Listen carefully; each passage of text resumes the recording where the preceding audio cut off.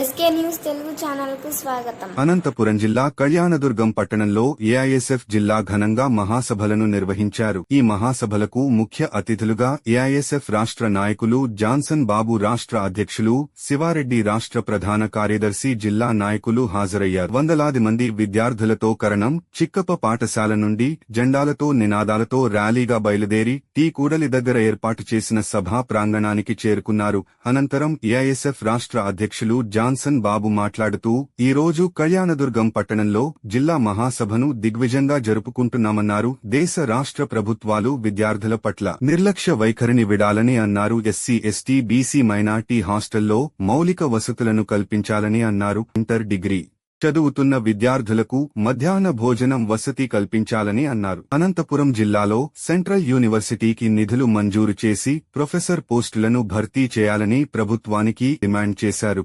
మన రాష్ట్రంలో విద్యా విధానాన్ని ప్రైవేటీకరణ, కార్పొరేట్ విధానం చేయడం వల్ల పేద విద్యార్థులకు నష్టం కలిగే విధంగా జీవోలను ప్రభుత్వాలు మంజూరు చేయడం ఖండిస్తున్నామన్నారు. అనంతపురం జిల్లాలో గురుకుల పాఠశాలలో సొంత భవనాలు లేక విద్యార్థులు నానా అవస్థలు పడుతున్నారన్నారు. అదేవిధంగా మరుగుదొడ్లు వెంటనే నిర్మించి మౌలిక వసతులు కల్పించాలని ప్రభుత్వానికి డిమాండ్ చేశారు. కళ్యాణదుర్గం సంబంధించి కుందిరిపండంలో గురుకుల పాఠశాల ఇప్పటికి కూడా ఏ సొంత భవనం ఏర్పాటు చేయకుండా నిమ్మకు నీరెదురుగా వ్యవహరిస్తున్నారు. అలాగే ఈ కళ్యాణదుర్గం సంబంధించి గురుకుల సంబంధించి మన కళ్యాణదుర్గం సంబంధించి నూతుముడుగలో ఇప్పటికి కూడా ఒక వార్డెన్ కానీ ప్రిన్సిపాల్ కానీ అక్కడ ఉండే విద్యారంగ సమస్యలు పట్టించుకోలేదు. గురుకుల పాఠశాలలో మరుగుదొడ్లు, టాయిలెట్లు, బాత్రూమ్స్ ఏటి కూడా లేవు. దీనికి సంబంధించి ఈ రాష్ట్ర ప్రభుత్వం ఏదైతే కళ్యాణదుర్గం ఉన్నాయో గురుకుల, బీసీ, ఎస్టీ హాస్టల్లో మౌలిక వసతులు కల్పించాలని చెప్పి డిమాండ్ చేస్తున్నాం. అనంతపురం జిల్లా మహాసభలు ఈ రోజు కళ్యాణదుర్గంలో పట్టణంలో పెద్ద ఎత్తున వేలాది మంది విద్యార్థులు ర్యాలీ నిర్వహించడం జరిగింది. సందర్భంగా దేశంలో ముఖ్యంగా నరేంద్ర మోడీ ప్రభుత్వం వచ్చిన తర్వాత విద్యా విధానాన్ని పూర్తిగా ప్రైవేటీకరణ, కార్పొరేటీకరణ, కాషాయీకరణ చేయడానికి ప్రయత్నం చేస్తున్నారు.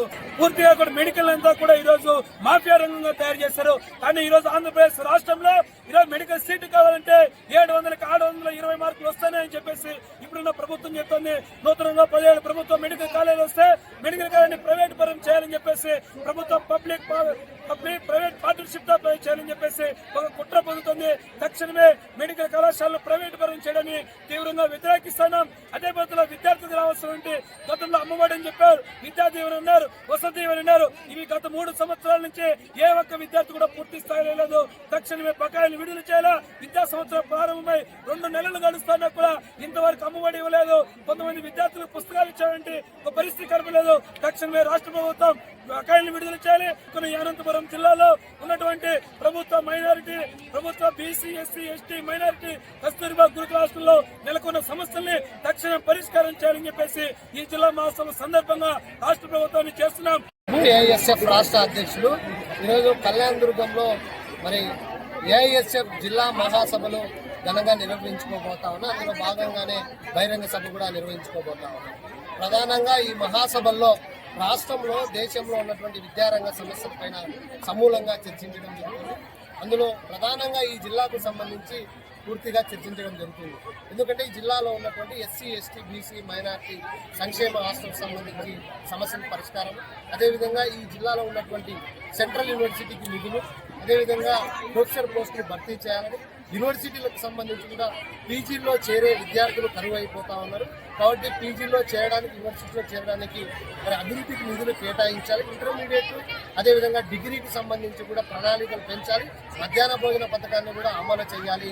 అదేవిధంగా ప్రధానమైనటువంటి సమస్య కరువు. ఈ జిల్లాలో కరువు తాండవిస్తున్నటువంటి పరిస్థితి. అందుకనే ఈ జిల్లాలో ఉన్నటువంటి విద్యార్థులకు అన్ని రకాల ఫీజులను రద్దు చేయాలని చెప్పేసి చర్చించి పోరాటాలకు సిద్ధమవుతామని చెప్పేసి ఈ సందర్భంగా తెలియజేసుకుంటాం.